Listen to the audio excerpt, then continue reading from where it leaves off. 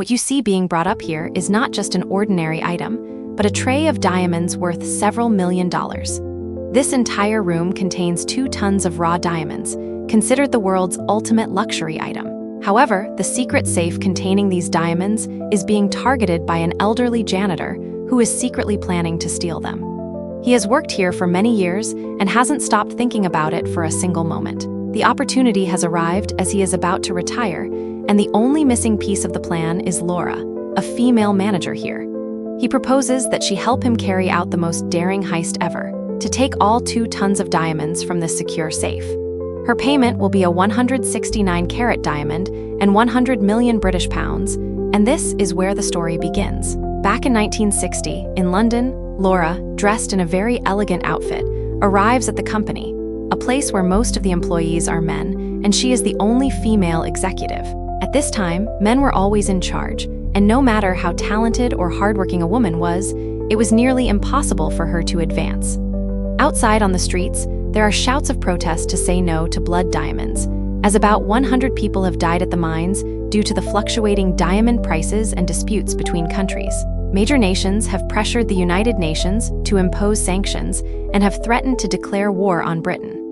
They might also align with African nations to smuggle the finished product past Britain, causing the UK to lose its control over the global market. When that happens, market share will collapse, prices will freefall, and other countries will benefit more. In this situation, Britain must quickly find a solution to this difficult problem. The female protagonist has found a solution, but because she is a woman, her superiors do not take her seriously. Here, among more than 1,000 diamond companies, not a single woman has ever held a high-ranking position, and Laura is no exception. She dreams of becoming a director, not just a manager. Although Laura has dedicated many years, she is not promoted. Meanwhile, a new employee who is inferior to her in every way is promoted to branch director. In this male-dominated regime, even if she worked 100,000 times harder, her efforts would not be rewarded in the slightest. But something unexpected happened the next morning when she went to work. Someone had added a note to the paper where she had written her frustrations, stating that a man named Hobbs wanted to meet her privately and that he could help Laura achieve everything. He told her about the plan to rob the company of its diamonds. Hobbs understood Laura's dedication to her work, but also saw that she had been repeatedly overlooked for positions she should have had a chance at. During this meeting, Hobbs also revealed that she was about to be fired for putting forward wise opinions regarding a deal with foreigners. After the meeting ended, she thought a lot about what Hobbs had said. In their next meeting, Laura sought out Hobbs and decided to plan this heist with him. Hobbs began to lay out the necessary information. He said the company would close before 9 o'clock, meaning no one could enter or exit for several hours. The main vault would be heavily secured and monitored, while the lower level had only 2 guards. Every time he worked, he would pass by the vault, which gave him easy access to the diamond storage area. Most of his work consisted of cleaning trash, mopping, and minor repairs in the basement, where he would work alone, with someone checking on him every hour. For 16 years, he had only worked next to that door, never once opening it. Getting the door open was an incredibly difficult and dangerous task. To do so, one needed the code, which was changed weekly. Only Mr. Eaton and Mr. Hilton held the code, so how could they possibly get it? Hobbs had accidentally seen Mr. Eaton hiding the code in the palm of his hand a year ago. He knew the secret but didn't dare to act. Now, with his retirement approaching and her help, he was certain of success. Hobbs believed Laura could find the code by sneaking into Mr. Eaton's study during one of the ongoing parties when no one was paying attention. She went into his room and found the code. Laura rushed to find Hobbs to give him the combination. Meanwhile, the building had been equipped with 8 new cameras in the basement, but only 4 were active at a time, with the other 4 off.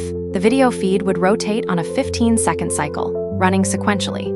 Following the plan, Hobbs went about his daily cleaning duties as usual. He knew the camera schedule perfectly and did his best to seize the opportunity to run to the door, his movements difficult due to his advanced age. At the same time, Laura found a way to call Mr. Eaton, who was watching the cameras. She called to distract him, allowing Hobbs to successfully get inside. The door opened, and before him were countless sparkling diamonds. He quickly began to take them. Suddenly, not long after, company employees did a check and discovered something even more shocking. There wasn't a single diamond left inside the vault. but nearly 2 tons of diamonds. How could an old man like him take them all? It was hard to believe, but the truth would be astonishing. This terrified Laura, who knew she would go to prison if the truth was exposed. The company and an investigator began to look into the incident, and unfortunately, he suspected Laura was involved. When he gathered all the employees, he was certain that one of them had a hand in this robbery. But a moment later, after drinking a little wine, he had a heart attack, fell down the stairs, and died on the spot.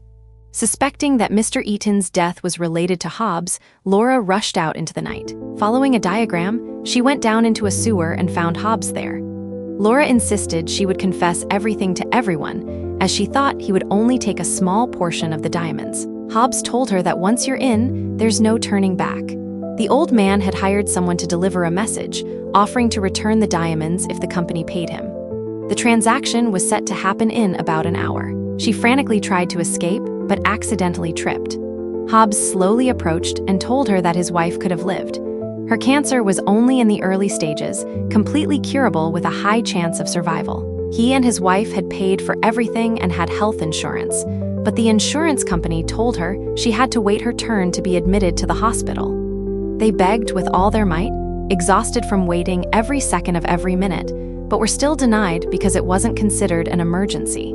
By the time she was finally admitted to the hospital, it was too late. His wife's illness had progressed to terminal cancer, and she died just as she lay down on the hospital bed. The person he loved most in the world was gone. That pain and this great loss had followed him for all these years. At that time, Sinclair was known as the largest insurance provider for hospitals in England, and the London Diamond Company, which housed these 2 tons of gems, was also his. Therefore, Hobbs wanted to bring him down with Laura's help to avenge his wife. The answer to the mystery of how Hobbs could move all the diamonds out is this. He calmly collected all the diamond trays, poured them into his cleaning cart, pushed it to the restroom, and then flushed all the diamonds down the toilet and sink, letting them wash down into the sewer. Because he used very small diamonds, they flowed down easily. In this way, he moved cart after cart, successfully transporting all the diamonds out without anyone detecting him. It must be admitted that although he was quite old and had some difficulty walking, this did not stop him. His meticulous observation, cleverness, and firm grasp of the camera's operating schedule helped him achieve his goal. Only a single diamond was left behind, which he discovered while cleaning a toilet. Hobbs kept it for Laura. It was the rarest diamond in the world, 169 carats with 69 exquisite facets that would startle anyone who saw it.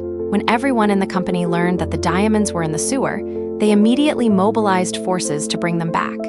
This was because, if news of the missing diamonds leaked to the outside, it would greatly damage the company's reputation and lose the trust of the public. The senior staff knew the whole truth, but did not report Laura. On the contrary, she was not arrested because she had helped find the location of Hobbs's hidden diamonds. When investors wanted to know if any diamonds were missing, everything was handled smoothly. The company officials asserted that no robbery had occurred.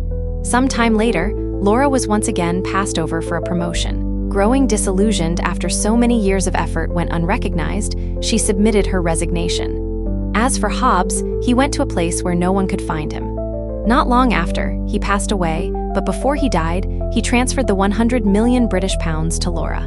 Many years later, Laura, now elderly, recounted the entire story to a young female reporter. She gave the reporter a folder containing detailed accounts of everything she had done over the past 40 years with the money she received from Hobbs, hoping it would inspire the reporter and other independent women. Perhaps the money Hobbs gave her had set her life on a different course.